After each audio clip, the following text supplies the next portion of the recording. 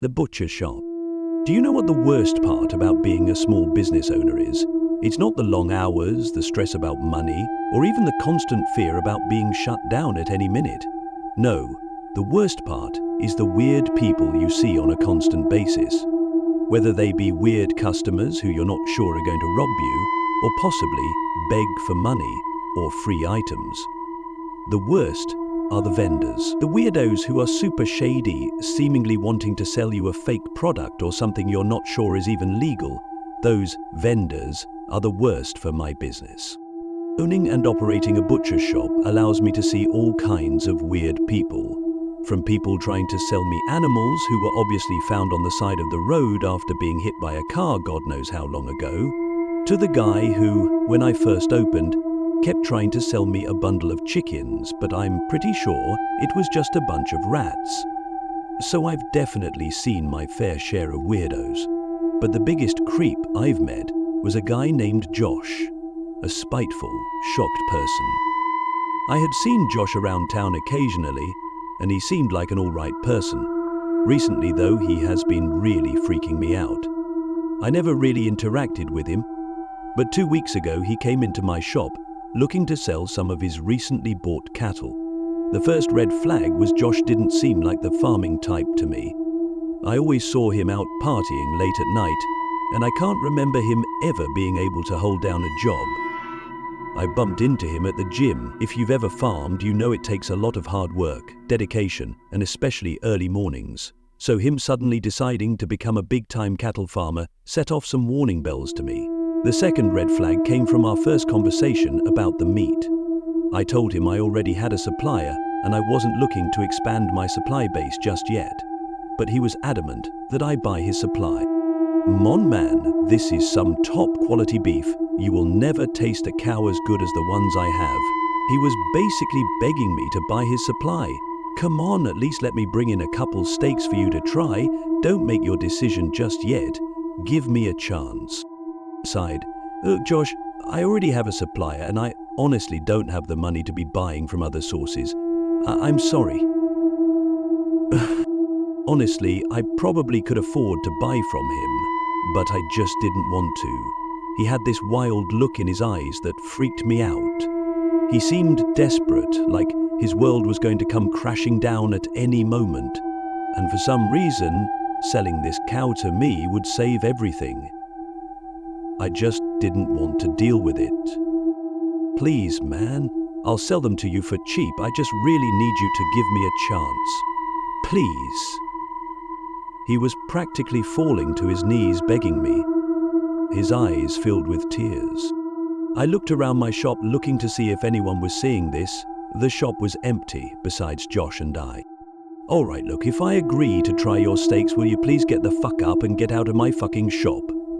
I outwardly tried to remain calm while freaking out inside. There was no one in the shop to witness what was happening, so I just wanted to get him out of there quickly before something happened. Determined to keep calm, I pushed my chair backwards, pulled the lid away, tucked my thighs as close to the top as I could, and caught myself a barrel of salt water with a whiskey. Yes, thank you so much, Rob. You won't regret this, I promise. He was practically shouting as he got off his knees and basically ran towards the door. I'll get them to you next week, I promise. Thank you so much for the opportunity. I just smiled and waved as he exited the shop. As soon as the door closed and I saw him walk beyond the window's sight, I let out a small breath that I had subconsciously been holding in. Oh fuck, what have I gotten myself into? I said out loud to myself, quickly trying to settle my shaking hands and fast-beating heart. Over the next week, I kept trying to put Josh and his steaks out of my mind. I kept repeating the mantra, if I forget the meeting, hopefully he'll forget the meeting. Sadly, my mantra didn't help.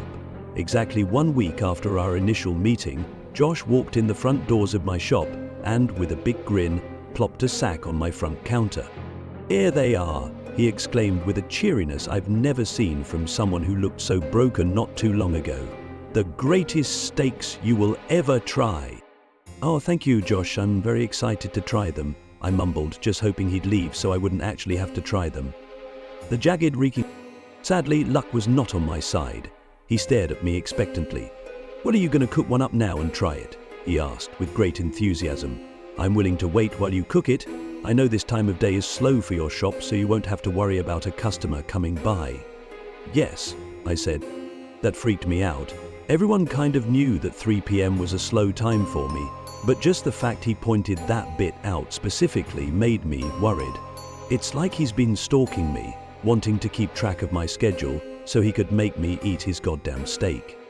"Yeah, of course I'll make it right now. Just come around behind the counter and I'll toss it on the grill," I said with a nervous smile. His grin seemed to grow even wider as he practically skipped around the counter.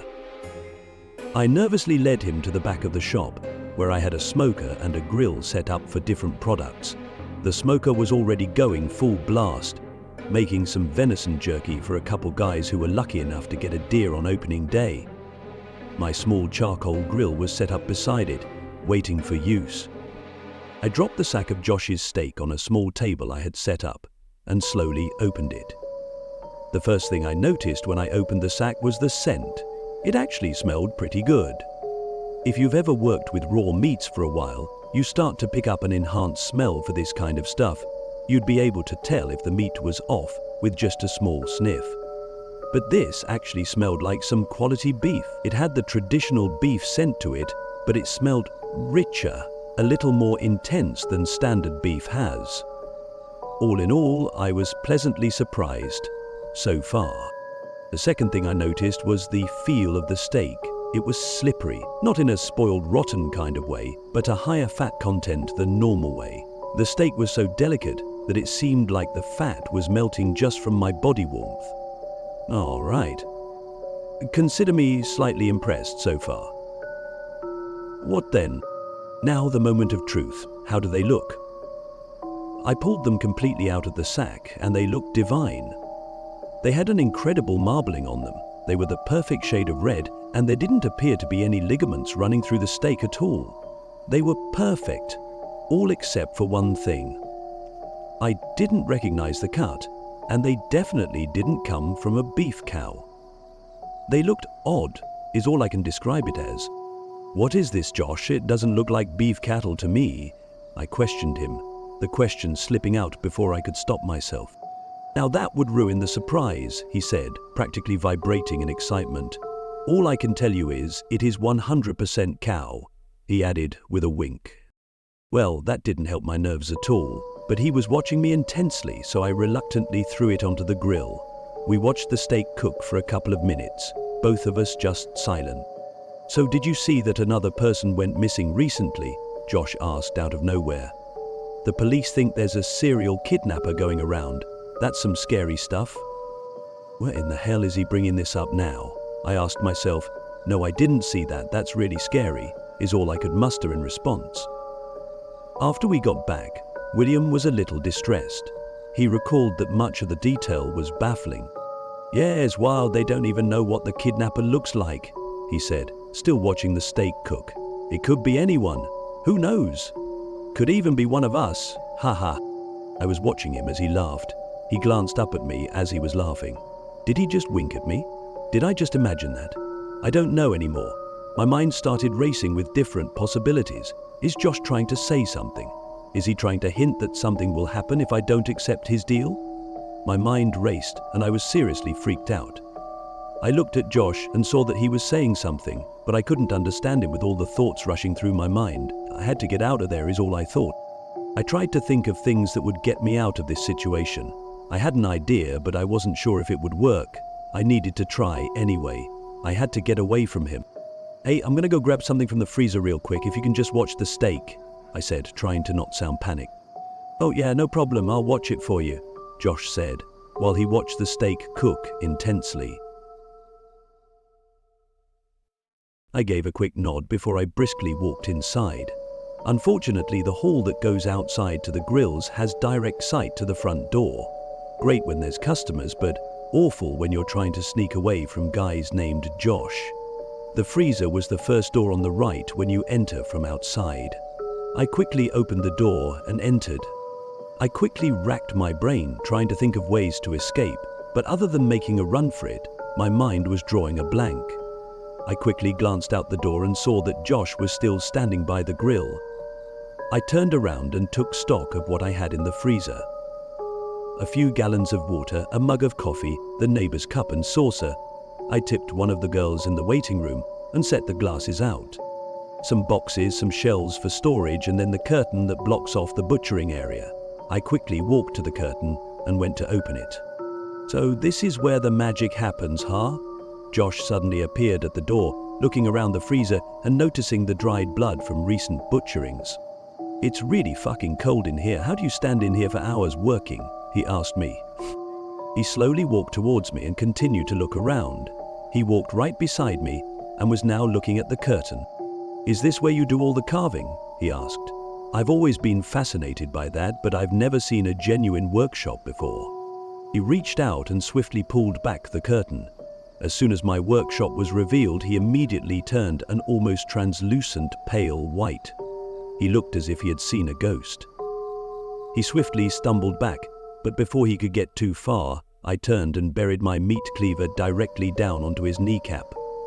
I felt the ligaments and muscles slice cleanly before my sharp blade buried itself deep into the bone. He screamed instinctively, reaching for his knee.